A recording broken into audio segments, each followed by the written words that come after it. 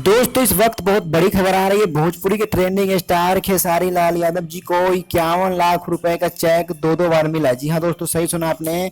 भोजपुरी के trending star Khesari Lal Yadav ji का पिछले साल दो गाना आया था, कोको कोला और नथुनिया। जो गाना पूरे विश्व में, पूरे भारत में रिकॉर्ड बनाया था। उस गाने के मालिक बद्रीनाथ झा ने खेसारी लाल यादव जी को 51 लाख का दो चेक दिया है। जो भोजपुरी के पहला स्टार ऐसा है जिनको 51 लाख रुपए का चेक मिला है। इसीलिए खेसारी लाल को ट्रेंडिंग स्टार के नाम से जाना जाता है।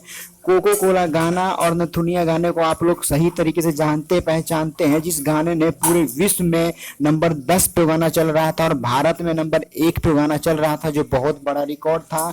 उस गाने के लिए खेसारी लाल यादव जी को उस गाने के मालिक बद्रीनाथ झा ने 51 लाख रुपए का दो चेक दिया है। जो भोजपुरी में पहली बार ऐसा हुआ है जो किसी स्टार को 51 लाख का चेक मिला।